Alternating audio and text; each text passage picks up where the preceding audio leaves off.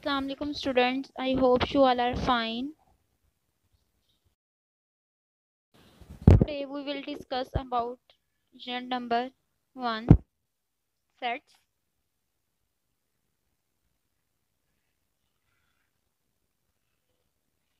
Exercise number 1.4. Topic number 1, difference of sets. The difference of two sets A and B is the set that contains all those elements of set A which are not the element of set B. इसका मतलब है कि set A के तमाम element जो set B में नहीं हो, इसको हम सेट का डिफरेंस कहते हैं.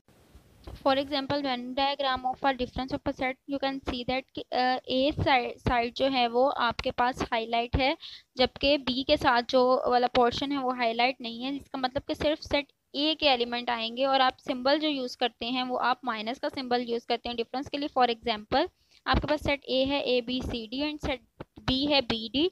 ए माइनस बी फाइंड करना है तो आप देख सकते हैं ए जो है सेट बी में प्रेजेंट नहीं है, तो हम ए जो है वो लिखेंगे डिफरेंस जब हम फाइंड करेंगे, लेकिन बी नहीं लिखेंगे. इसी तरह सी भी हम लिखेंगे, डी नहीं लिखेंगे क्योंकि डी प्रेजेंट है. ये आपका ए माइनस बी का आंसर आ गया. Question number 1 from exercise number 1.4. R is equal to 0 1 2 3. S set is equal to 0 2 4 and T set is equals to 1 2 3 4. Then find part number 1 R slash S, or it is also write as R minus S. Now write a solution.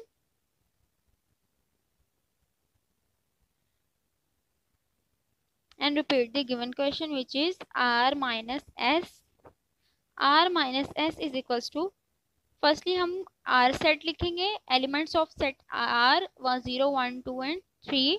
Minus का sign लगाएंगे क्योंकि minus कर रहे हैं हम sets को, और उसके बाद हम सेट एस के एलिमेंट्स लिख देंगे जो कि 0 2 एंड 4. अब देखें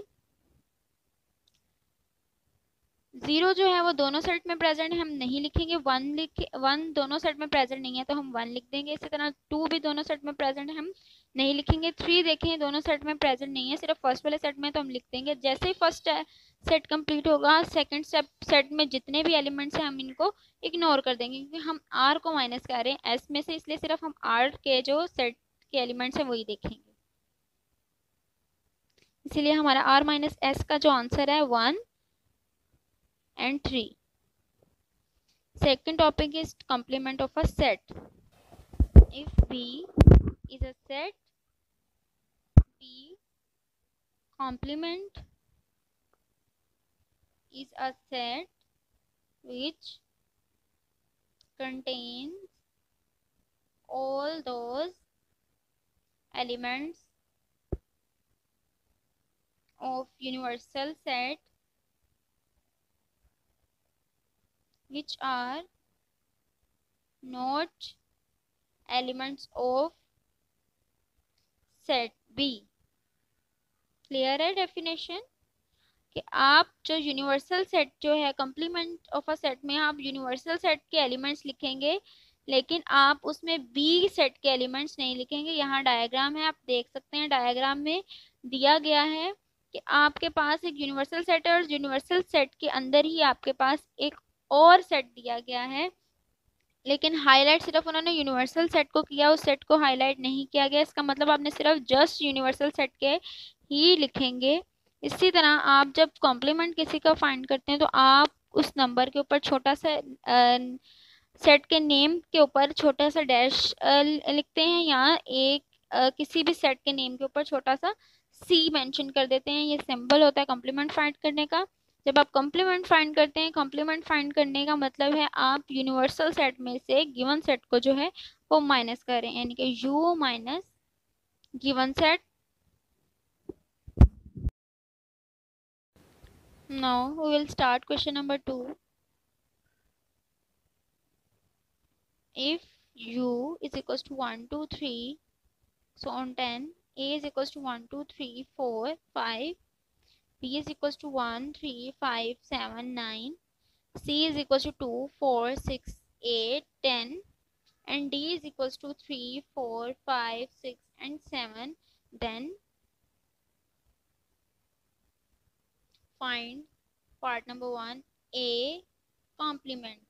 Okay, write a solution and repeat the question, which is A complement. As we know that A complement is equals to U minus A. U is equals to 1, 2, 3 and so on 10, and A is equals to 1, 2, 3, 4 and 5, which is given into the question. We know that A complement is equals to U minus A.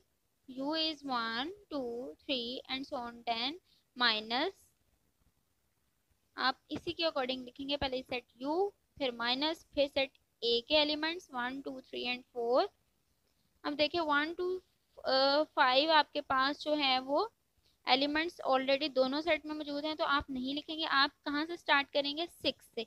6, 7, 8, 9 and 10। आप वो element लिखेंगे जो दूसरे set में आपके पास present नहीं हो, जो सिर्फ फर्स्ट वाले सेट में ही प्रेजेंट हो।